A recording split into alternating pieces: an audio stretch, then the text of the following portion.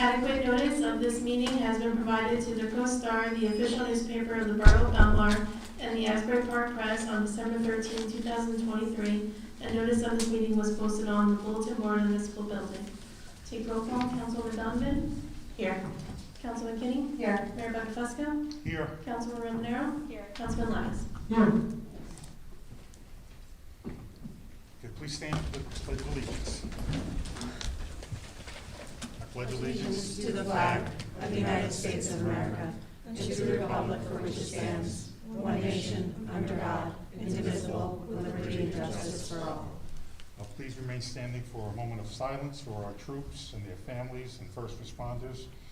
And also tonight, we'd like to remember Pat Tessa, who was the proprietor of Nostalgic Nonsense on Main Street, and Ricky Stein, who was a trustee of the Belmar Historical Society.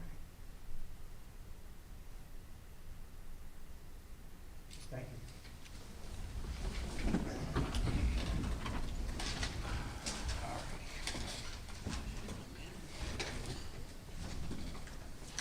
Workshop, we said at the last meeting we were going to talk about the sign ordinance tonight, so maybe we should start off with that, or does someone want to do something? Any other things for workshop? No? It's fine. Okay, let's start with the sign ordinance.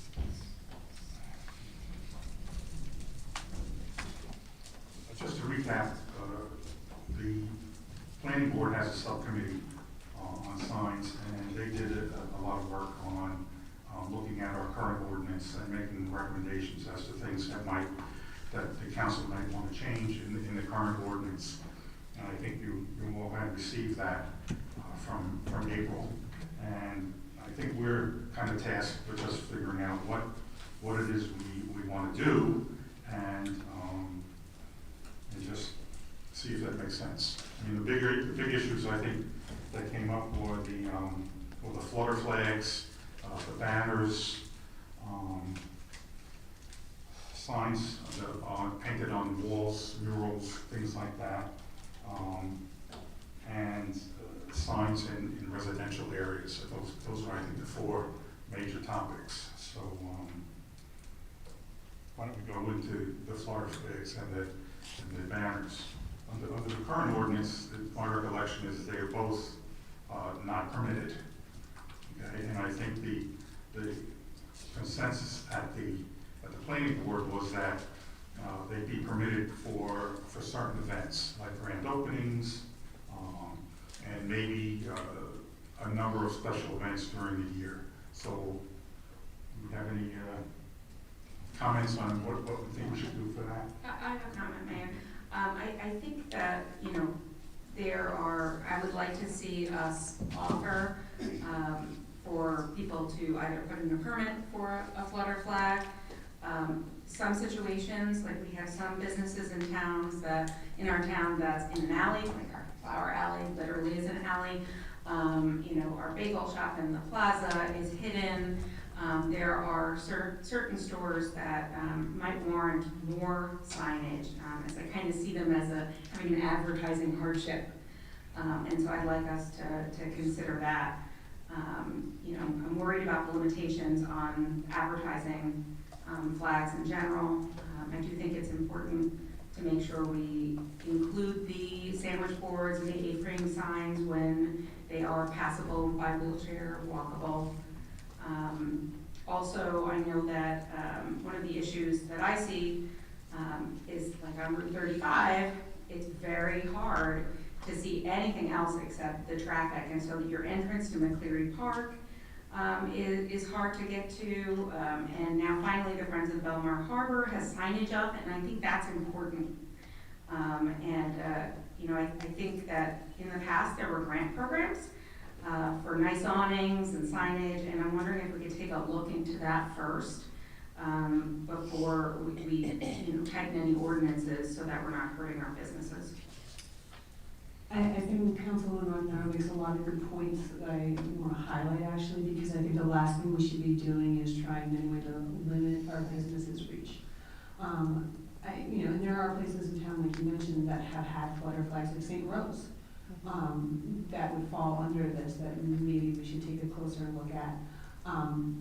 Thinking about how we build up Main Street and how we build Belmar as a brand that makes it an enticing place for both new businesses to come to, our current businesses to flourish, and of course visitors to come and spend their money. What can we do? We've talked about the awning program behind doors here. I think it's a great thing to pursue, to make Main Street more inviting and more consistent, and also get that shade in the summer as we continue to see 100-degree temperatures earlier and earlier in the summer months. I thought we had an awning program, wasn't there a Yes. black? Yeah, so I think we should definitely invite other businesses to participate in that so we are more uniform. I do think that looks kind of like nice for us to have a look up and down Main Street. I think that's something that would be attractive to us as a borough. I agree with the flutter flags though, and what Councilman Montanaro said. I also think that there should though, sometimes with like things like a grand opening, be a limited time that they should be allowed to, right? So is it a grand opening for a month or 6 months or a year? Like how grand is the opening, right? So we want to maybe put a limit on that. But otherwise, I do think that all of those are good solid points that we should consider. The awning program was through the Special Improvement District, not the borough. Oh, interesting.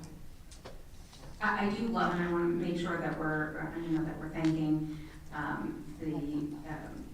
the planning board and the signage committee. I mean, this takes time and effort. And one of the things that I think is fantastic is making sure that we're not covering any signs that we need for road, for travel, anything that might be, considered dangerous. I think that we need to enforce things that cover our signs in the borough. And speaking of our signs in the borough, I would love to see some better signage for our borough entrances, our park entrances, updated directional signs. We still have many that are faded around Belmar that need attention and replacement. I know that a lot of work has already been done, and I'm really grateful for it. But I think that we can do even more to make people come into Belmar and stay. I think the purpose of this ordinance, though, is to create some set of standards, right? I understand we have some signs that might not be up to snuff that we own, but we can take care of that separately from this ordinance. The purpose right now is that it's kind of a Wild West. We have in writing that things need to be approved by the sign committee, but the sign committee has no standards to go off of. So, someone can complain, what's the sign committee basing their approval or disapproval off of? We need to give them some type of standard and say, we're rejecting this sign because of X, Y, and Z in our local ordinances. So I do agree we need to be wary of the businesses and what they want, but we do need to have some sort of controlling standards so everybody's playing by the same rules, right? So we don't just have signs everywhere in town. Did the sign, I don't know how the sign committee put together their recommendations. Were they speaking to businesses or anything like that? I believe they did. The report that we have here, let's see, it was,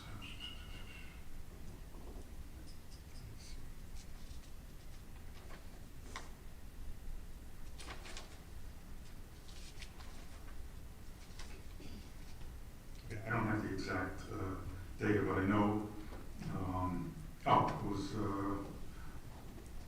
Mike de Blasio, Rick Meyer, and Robert Forte, and planning board member Linda Sharkus. That was the committee that came up with this set of recommendations. In addition to that, I was given also some photographs of things that are technically not signs, but they're things like the ice cream cone hanging on the building, various other things that would, I'll pass these around. Why don't you guys take after this? And these are other issues that should probably be addressed in the sign ordinance. But I don't think the draft that we've seen even addressed some No, of those. it hasn't. So, I mean, This is just another aspect of that. There was one portion I was reading about murals and paintings on the side of the business that were allowed as long as they depict a business. Okay, I think it'd be nice to have more murals and paintings around town, whether they depict the business or not, but again, within the draft ordinance, it said they must be approved by the sign committee. But again, what standard is the sign committee using to approve that mural or not approve the mural? Right, there needs to be some type of standard they can base it off of. So I don't know if we want to even cover murals and things. I was thinking of perhaps creating an ad hoc committee of a number of individuals, maybe 2 council people, maybe 2 members of the tourism commission who have businesses in town, and maybe 2 members of the public to do to overlook this whole area, come up with some recommendations for us, taking in like the recommendations by the planning board subcommittee. This way, we'll kind of have a head start on where we're going with this. I can volunteer to be part of that. Okay. I would like that, actually. And if anyone else wants to just I'd be happy to. Okay. And then I think that makes sense. I don't know if you agree that, because we could spend hours here going through the ins and outs of the all the different variables. And I think a lot of the work has been done already, but again, we're starting at square one. For example, we could conceivably as a group say, we don't need to ban floor signs, depending upon what the input is that we get. So I think that might be more efficient, doing that way. And I don't anticipate it would be a big, long, drawn-out thing. Maybe say have 1 or 2 meetings, get the information together, and then come back to the council with a recommendation. And this is something we can definitely talk about in the next tourism meeting as well. Yeah. Okay, so I guess we're just kind of taking a little forefront here to get it to a point where we can actually sit down and discuss That'd something. be good to have some, business owners and some local public people, elected officials, and just come up with a plan. Yeah, we have a Chamber of Commerce starting for too, Yeah, so they might be yeah. interested in having some input on this as well. Right. Okay, so that sounds like a plan. And, again, we don't want to delay it, but hopefully we can get it back, maybe at some point during the summer. And then vote on a new ordinance at that point. Anything else for workshop? No? Okay. I think we're moving on to petitions. I did not receive any petitions. Next is approval of minutes. Could I have a motion to approve the minutes of the May 28th meeting? Motion. Second. Councilwoman Donovan? Yes. Councilwoman McKinney? Abstain. Mayor McFusco? Yes. Councilwoman Rondinero? Yes. Councilman Levis? Yes. Okay, reports of council. Councilwoman Donovan. Got a story about geese. This is echoing a bit, isn't Yeah, it? And it's a bit, so.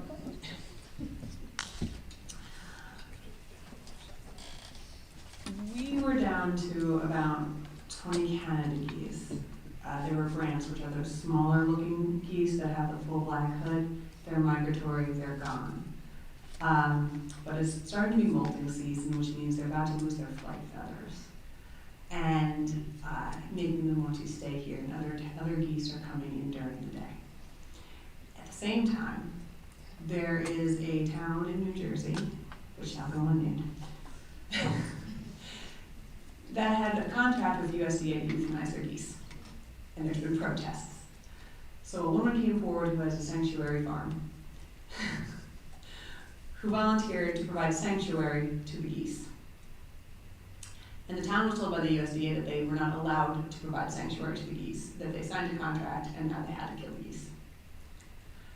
So an entrepreneurial member of our Belmar Environmental Commission reached out to that sanctuary and found a spot for some of our geese. True story. This is the weirdest job in the world, guys. And it turns out we are still looking, we have things in place. There is a chance that our geese will find a happy home in another place, like a summer camp. with their Canadian girlfriend. But our town attorney, the diligent Mr. Miguel, is still looking to see if it is actually legal. Because right now we have a permit to aisle the eggs and hypothetically kill the geese, which we are not doing. But it might not be legal to move the geese. So we are looking into that, and that is your bi-monthly geese update. Wait, so we can kill them, but we can't move them? Correct. Besides that, the Belmar Environmental Commission is working hard as usual. We are working with the USDA, the DEP, Army Corps of Engineers, Rutgers University, and private contractors, still pursuing grants and funding. Quite a lot of balls in the air, but doing great. We are also working on compiling a list of things that homeowners can do right now to lessen the amount of contaminants that are going into the lake. So at some point that will be available. We'll put it on social media and we'll be able to hand it out, just easy things if you were interested that you could do. So that's very exciting. We'll have another meeting coming up this week, I believe. Tourism, we have Movies on the Beach coming up, the first one July 10th in Conto. So come, it does still get chilly at night at that point, so bring a sweatshirt, bring a towel, have a lovely time. Besides that, we are still doing outreach about Verizon, making sure we're working with the other towns to make it clear that we are still in this fight. Fox New York was down here. They cut me out, but Councilwoman Kinney made the cut, making sure that people still understand that this is a fight that's still, and Commissioner Arnone, making sure that people know that this is still a fight that we are fighting, that is still incredibly meaningful to us to keep towers off of our beachfront. So that is moving on. Again, as always, if anyone has any questions, contact either of us. We are happy to answer any. I believe that is it. Thank you. Councilwoman McKinney. Thank you, Mayor. Okay, so we had our last ADA meeting last week, and we discussed having our annual presentation to the Belmar summer campers, recreation summer campers. They did a presentation last year. It was so well received that they asked us to come back this year. So the ADA committee is going to do a meeting, a little presentation on being sensitive to kids with special needs and to anti-bullying. So that's going to be at the summer campers July 12th. And recreation this Saturday, June 15th at Memorial Field is the next Old Timers baseball game. It's 1864 rules. So dig out your old playbooks and rule books. Monmouth Furnace is playing the Flemington National. So, well anyway, the game's at 11 o'clock this Saturday morning. Sign-ups are still happening for the Belmar Running Club and tennis lessons. They have begun, recreation has begun fall soccer sign-ups, and anything you need to know is under belmar.com and under recreation. The next Shade Tree Commission meeting is this Thursday, 6:30, and around the schools, last day of Belmar School is this Friday? Sure is. This Friday. St. Rose Grammar School last day is also this Friday. 8th graders graduated last week, Thursday, June 6th. St. Rose High School graduated their seniors last Tuesday, the 4th. And the rest of St. Rose High School finals exams are tomorrow, and then school's out for summer. And that is all I have. Okay, thank you. Councilwoman Montanaro. Thank you, Mayor. We had our Board of Trustees meeting yesterday for the Belmar Public Library, and I participated in the strategic plan meeting last Thursday. I'll let the mayor fill you in on some of what we discussed at the meeting. Some events from the public library. They're listed outside the courtroom. If you want to take a sheet, there's so many events. On the 15th, 11 a.m. is author time with Christopher Bogart's Sunflowers. The summer reading Beach Blanket Bingo starts tomorrow at 1 p.m. and Saturday at 11 p.m. Or 11 a.m., my bad. So register online.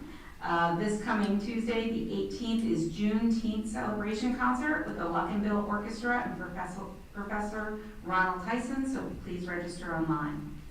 The Belmar Housing Authority had its meeting last Monday. Thank you to the mayor for attending and discussing ways the borough can help with the BHA. Once again, the facade work is going up for bid.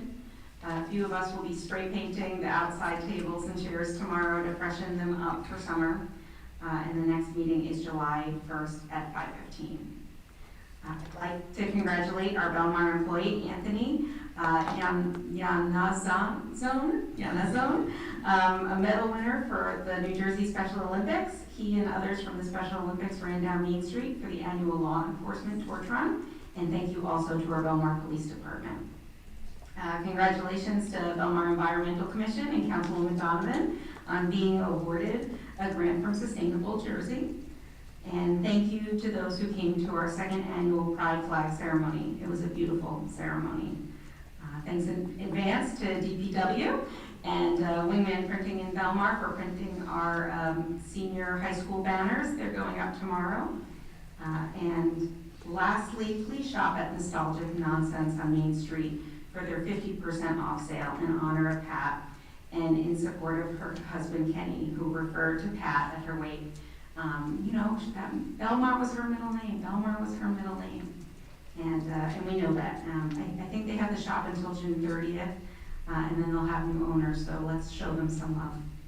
And I think that's it. Mark your calendar. July 8th is the Lifeguard Tournament, 6 p.m. at 10th Ave Beach. Thank you, Council President Levis.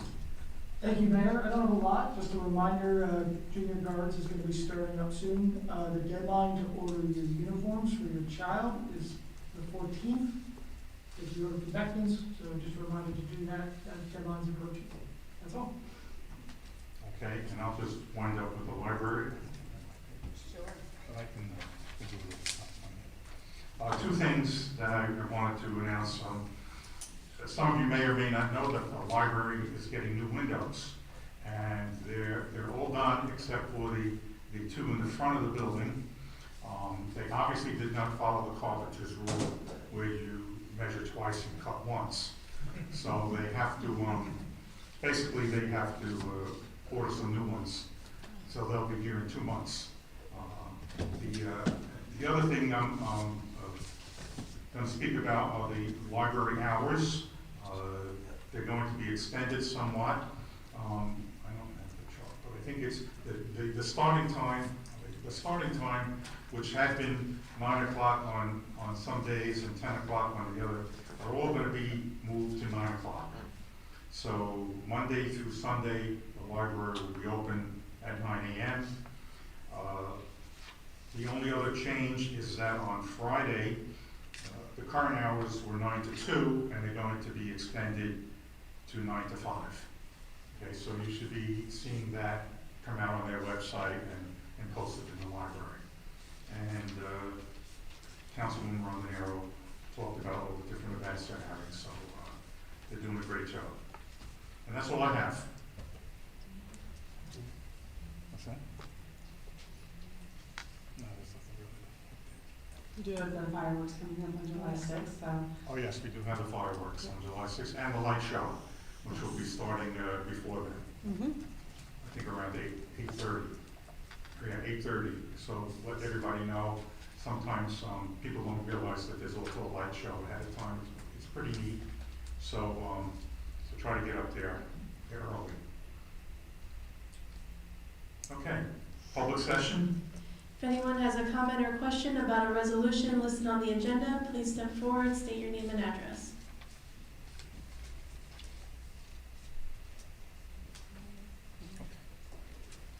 Mr. Kramer? Eugene Creamer, Fourth Avenue.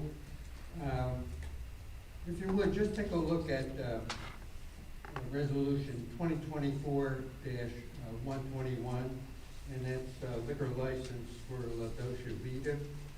And at the same time, Resolution 2024-127, that's a liquor license, because these are renewals for Jack's by the Tracks.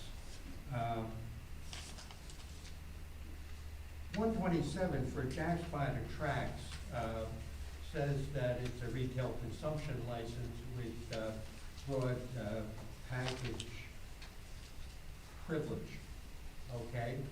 And one for 124, which is La Dolce Vita, it does not say that it has broad package privileges. I guess my question is, here, they're both type 32 liquor licenses.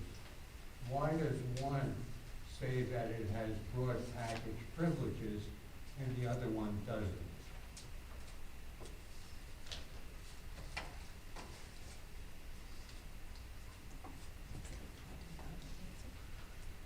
I mean, I think you'd have to look at you're gonna have to look at what exactly was granted by the ABC. I mean, off the top of my head, I can't tell you why one would have it and why another one wouldn't.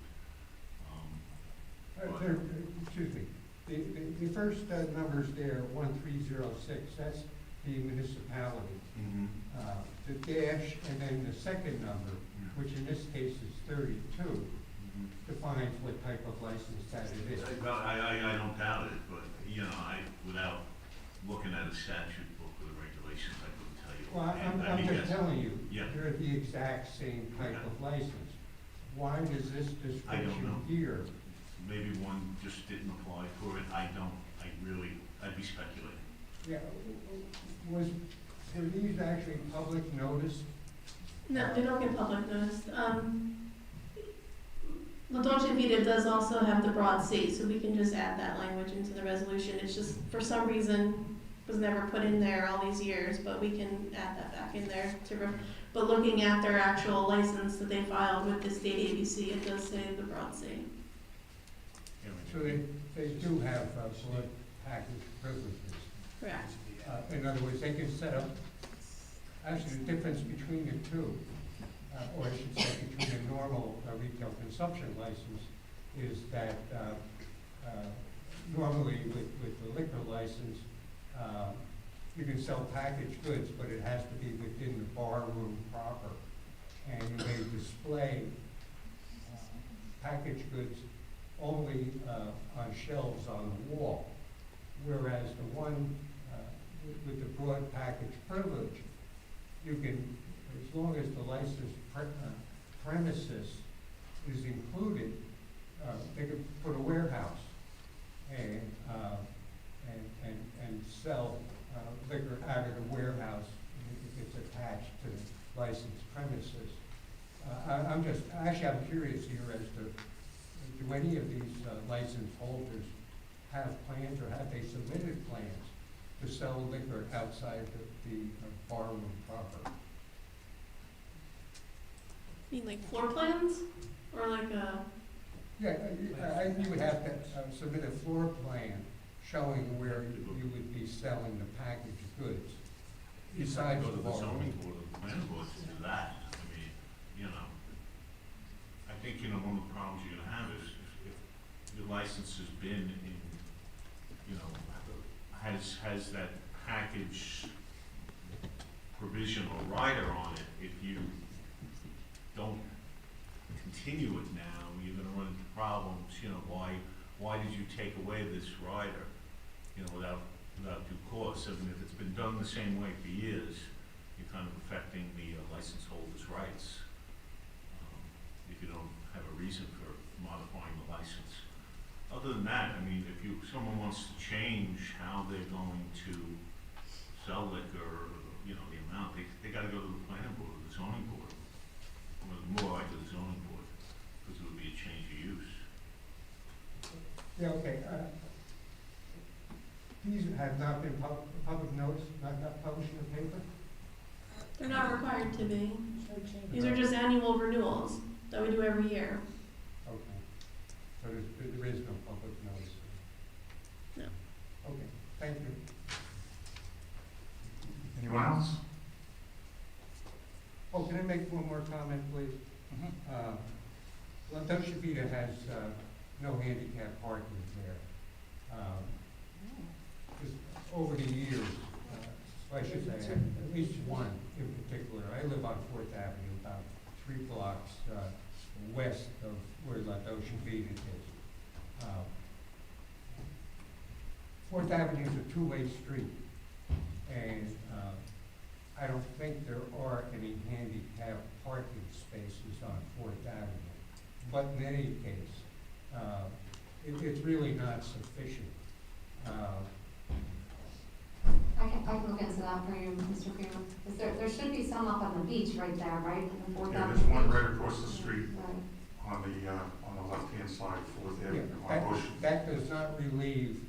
No, I'm not saying it does, I'm just saying that's the closest one that's there. That does not relieve the business owner. If he has parking on the property, at least one, at a minimum, has to be a handicapped parking space. I'll tell you what I've noticed in Belmar. Apparently, Belmar does not pay attention to Americans with Disability Act parking, okay? What you do notice with the national franchise companies, if you go to 7-Eleven right on Ocean Avenue, which is very busy, they do have a handicapped parking space. Likewise, Dairy Queen, a national franchise, they make sure that there's a handicapped parking space that can meet the minimum requirements. What I'm saying, what actually has happened to me here with La Dolce Vita, I've had a gentleman one time just pulled into my driveway with the car. And, well, he got out and he came over to me and he asked, you know, can I park my car here? And he said, I'm a professional caregiver and I'm transporting someone who's sitting in the front seat of the car and they have a bucket list to go to La Dolce Vita, 3 blocks away. This guy couldn't find a place to park and get the handicapped person out of their car with parking on the normal way on the street. Apparently, it's preferable if you're transporting handicapped people that they sit in the front seat. Usually a front seat door, passenger side, has more room to swing legs out and easier to get into a wheelchair. And no place on 4th Avenue, there's curbs. You have to park the passenger side of the vehicle up against the curb. And it makes it very difficult for anybody that's trying to transport a handicapped person. Actually, most businesses that have installed handicapped parking places have noticed an increase in business because they accommodate handicapped people. Now, our plaza where my office is has 2 handicap spots. So I can tell you some Belmar businesses do participate in that. So it's not everybody. But there is a parking lot behind Dolce Vita, and I'm not sure if that's just for loading or what, but we can look into it for you for sure. So the zoning board approved an application for La Dolce Vita. They purchased the property next to them, and that's part of the reason why they didn't have the space to add more parking spots. So they've purchased the property next to them, and when they renovate that building, they're taking over that whole building, and they're redoing the entire parking lot in the back, including adding handicap parking. I don't know when they're gonna do it, but they did receive zoning board approval for it. So maybe it's coming. It's coming? Okay. I'm just wondering now, talking about if they're buying that entire building, That's good to know. maybe there will be a Yeah. packaged food store there. Anyhow,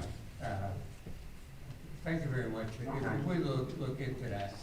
Actually, the last time that, more than a couple of years ago, when they don't own all the buildings. They don't own the one on the corner, but I believe they own 1 or 2 spaces of the building that's next door. And there was the question came up at that time about handicapped parking space, but I know it was an older gentleman, very old, and he agreed to do it, but it never happened. But I think if we looked into it, I certainly would appreciate it. Yeah. Okay, Thank you. definitely. Okay. I think we're Can I have a motion to close the public session? Motion. second. Okay, can I have a motion to approve the resolutions as listed on the consent agenda? I'll make a motion. Second. Okay, Councilman Donovan? Yes. Councilman McKinney? Yes. Mayor Buckles? Yes. Councilman Rondonero? Yes. Councilman Levis? Yes. Okay, and then we have two resolutions that are separate. We have Resolution 2024-130, a resolution authorizing the issuance of a club license to the Belmar Fishing Club. We have a motion to approve. I'll make the motion. Second. Okay, Councilman Donovan? Yes. Councilman McKinney? No. Abstain. Mayor Buckles? Yes. Councilman Rondonero? Yes. Councilman Levis? Yes. Okay, next is Resolution 2024-131, resolution authorizing the issuance of a club license to the Order of the Friendly Sons of Shillelagh. Do we have a motion to approve? Motion. Second. Okay, Councilman Donovan? Yes. Councilman McKinney? Yes. Mayor Buckles? Yes. Councilman Rondonero? Yes. Councilman Levis? Abstain. All right, now we're on to ordinances. We have the first one is second reading and public hearing on ordinance 2024-11. This is an ordinance amending Chapter 26, Housing and Property Maintenance, establishing a lead-based paint inspection program. This is open for public hearing. If anyone would like to speak on this ordinance, please step forward, state your name and address. Okay. Mr. Kramer? Eugene Creamer, Fourth Avenue. Chapter 26 of Belmar Code, there's actually, it incorporates a couple of different things, but one code that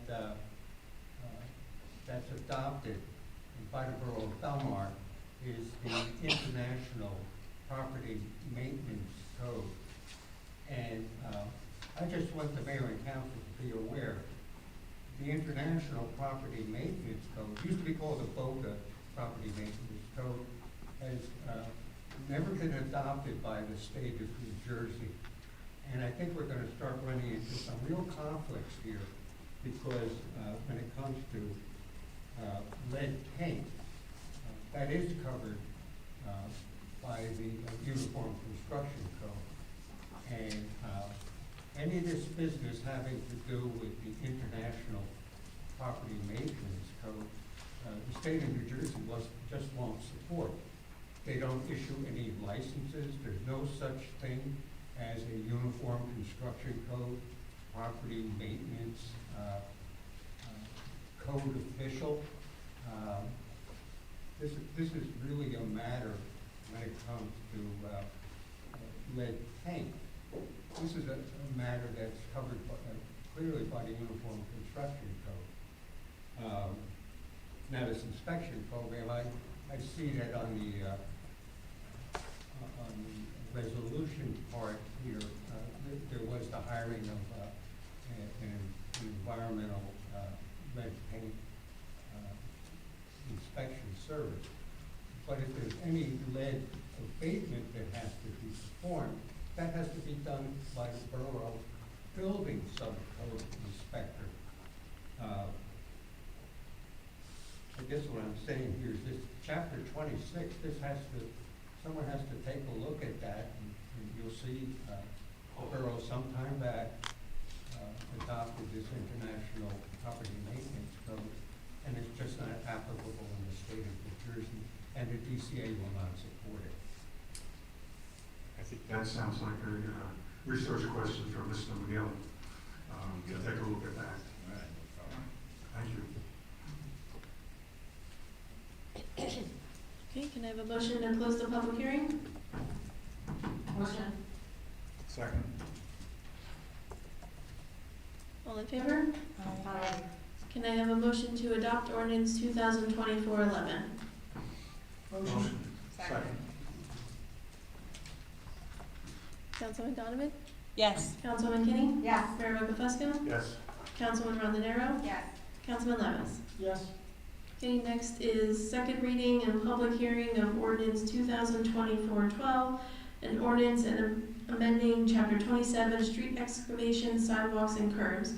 This is open for public comment. If anyone would like to speak, please step forward, state your name and address. Okay, can I have a motion to close the public hearing? Motion. Second. All in favor? Aye. And can I have a motion to adopt ordinance 2024-12? I'll make the motion. Second. Councilman Donovan? Yes. Councilman McKinney? Yes. Mayor Buckafesco? Yes. Councilman Rondenaro? Yes. Councilman Levis? Yes. Okay, next is second reading and public hearing on ordinance 2024-13. It's an ordinance amending chapter 26, housing and property maintenance, amending section 2.9.8. This is open for public comment. If anyone would like to speak, please step forward, state your name and address. Okay, can I have a motion to close the public hearing? Motion. Second. All in favor? Aye. And a motion to adopt ordinance 2024-13. Motion. Second. Okay, Councilman Donovan? Yes. Councilman McKinney? Yes. Mayor Buckafesco? Yes.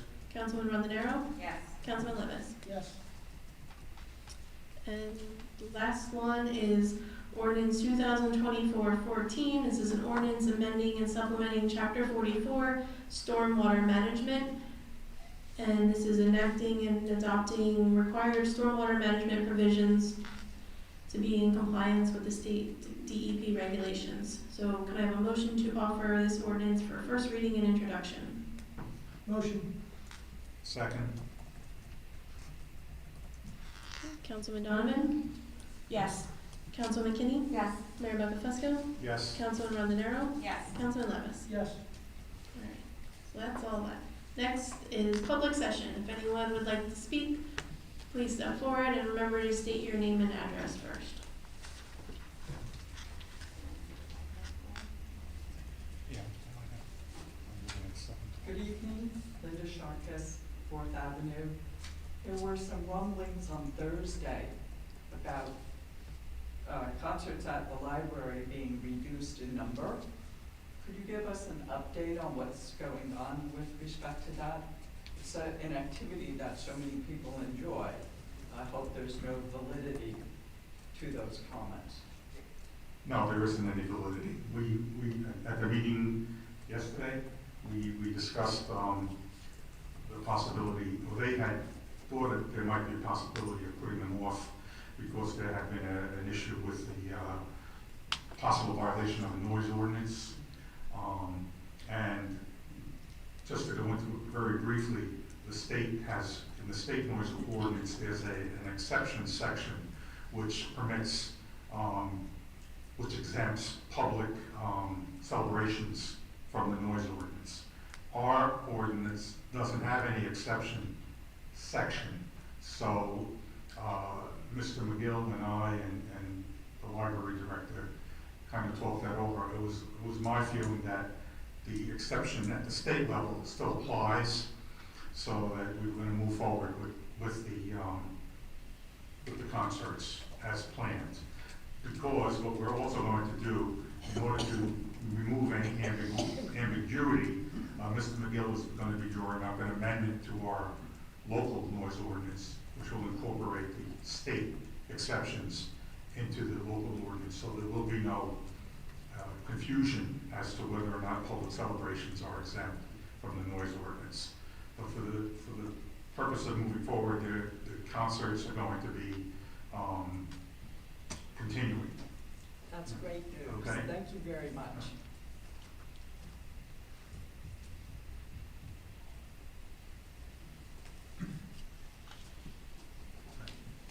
Joe Mangione, 203 South Lake Drive. Actually, I've got 2 points. First is, a number of the residents around the lake have been in contact with the Belmar Environmental Committee, and they've got clearly a lot of things going on in terms of improving the lake and the environment around the lake. And there's still a lot of misinformation, both long-term and short-term. So I'm suggesting that you could set up a presentation here at the council, maybe the next council meeting, of what is exactly going on with the work on the lake. That can tell from the email we got from them, there is a lot going on, but it seems like very much long-term projects, and there's a lot of short-term things people don't understand. So rather than let a lot of rumors go and he said, she said, that might be useful to have that at a council meeting. I agree, we can work on that, yeah. And in fact, we have been working on it. I was actually hopeful it would happen tonight, but we had some things come up at the last minute that we wanted to be able to share just in case, so hopefully we can do Maybe the the next next meeting. meeting? Yes. It's classic, everybody saying, he said, no, it's this, no, it's that, no, I think it's the other thing, and. I think it's a good suggestion. Whatever it is, Sure, it's for the the one next that you meeting. like is the Okay. answer. Second thing, speaking of things going around town, there's a lot of information floating around about affordable housing issues in town. Can you update us on what's going on? Well, we just happen to have our affordable housing attorney here. I don't think we have an update that is any different from the one I made probably at the last meeting or the meeting before. The current status is we are still working with I think it's 5 interveners to come to an agreement with the Fair Share Housing Group, the interveners, and the court, so that the court can issue basically what they call a judgment of repose, which basically says we've done what we need to do and we've met the third round obligation that we have. And that's pretty much where we're at and all I'm going to say about it at this point. But yes, there are 4 interveners, 5 interveners, and we're going to, we're continuing negotiating with them. It's a 3-way negotiation, so it gets a little complicated because every party has to agree to everything that's happening. What does that mean, we've met the third obligation, not third thing? Every municipality in the state of New Jersey has a constitutional obligation to provide affordable housing, okay? And it went by rounds. The third round of this obligation is coming due at the end of next July, and Belmar has not finished our third round. So we need to get the approval from the court that we have met our third round obligation. So, and that's what we're working on. There's so many different variables extending from what is our obligation, what the interveners want to propose, what Fair Share Housing Group wants to see as our obligation. So it's not a one-on-one negotiation, it's like a 1-on-3 negotiations. So the rumors that are floating around, I assume they're rumors, are there are going to be this many houses at these many locations? You don't know that yet?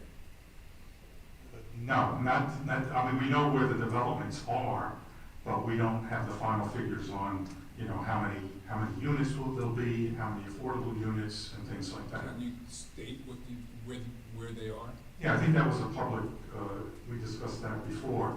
There's the, where are we now? We're in the front of the building. There's the area across the street where the triangle is.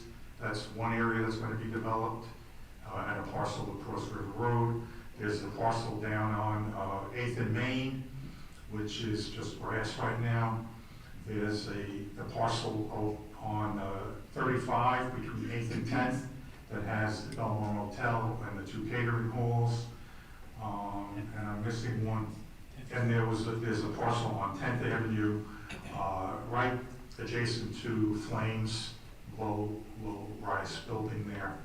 So those are the 4 parcels that are part of the. So they're going to happen, just a matter of how many units, is that what you're saying? It's going to, yeah, it's the developers are in the process of telling us what they want to do and getting approval to do it, yes. Well, when you guys were campaigning, you talked about cutting back on development. How do we wind up in this situation? Well, that's not a consistent question. Yes, we're trying to cut back on the development by complying with the law. Because if we did not comply with the law, then what would happen is we would be open to builder remedy suits, which would then, we would lose the ability to control the size of the development. So that's really where we're going. We took a positive step when we first came in, to say, we need to get control over this development, and the only way we're gonna get control over it is by instituting an action with the court, which is called a declaratory judgment action, so that we can keep down the development and what kind of parcels that they want. At the end of the day, we will have a presentation which will show where we were and where we are now. And I think the public will see that we made great strides in taking what initially was wanted in terms of development and what we actually got. So I think we're doing as much as we can to keep it reasonable. Well, I will tell you, it doesn't feel to a lot of residents in town like there was much transparency, nor was there a control on the development. So that's just the opinion of a lot of people around town. Well, the transparency is hard because we're not able to really speak about it because of the court case. Well, That's a legal impediment that we have that we can do nothing about. so you couldn't say anything to anybody in town about it, but it's all over town, so, you know. I don't know what you're saying is all over town. Well, what I just told you all over town, people are saying this And development. I just told you, they're going to be for developments, I told you where they're gonna be, and we don't have the details yet to share. We can't share it because we're under court Fair. order. I will tell you, it doesn't feel like controlling development or transparency. So you're entitled to your feelings.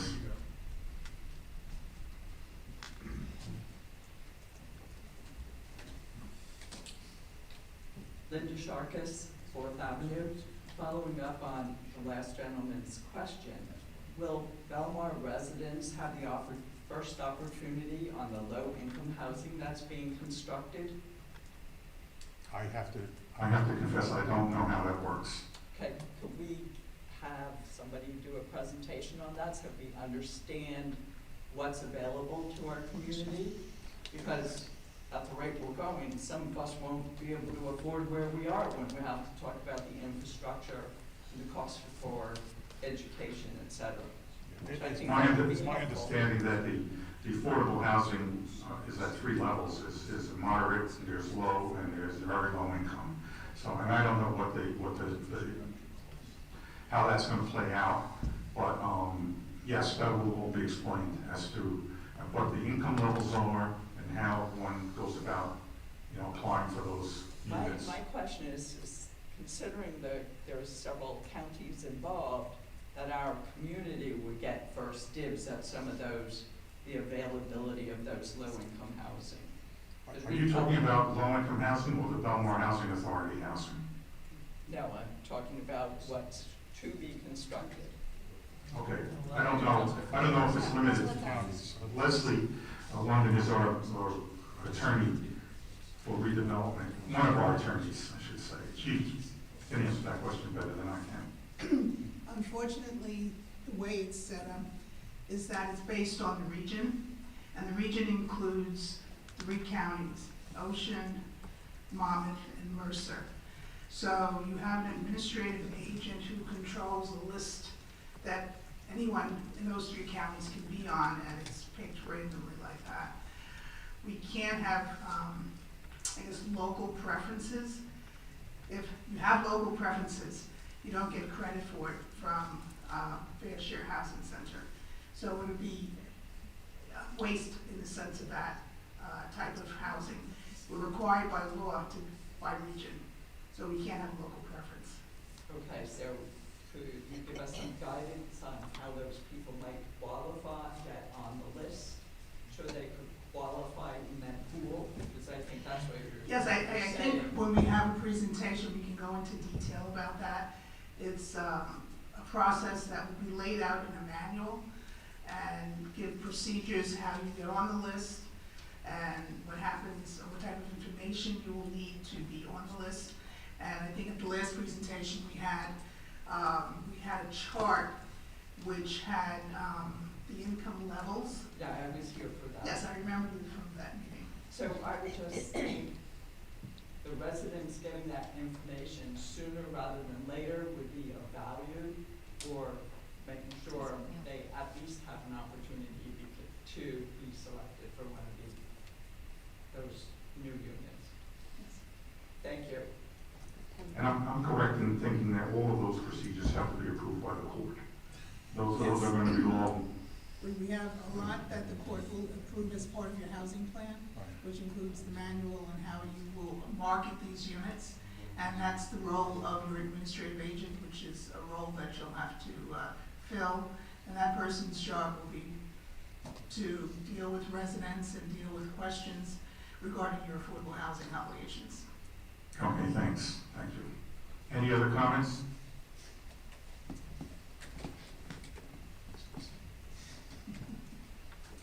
Hangar 18th and B, I think the answer to all my questions is probably going to be no, but what I was going to ask was if there was any renderings that we could view as to, are we going 5 levels, 6 levels, 4 levels, are they apartments, are they condos, townhouses that will bring us in tax dollars?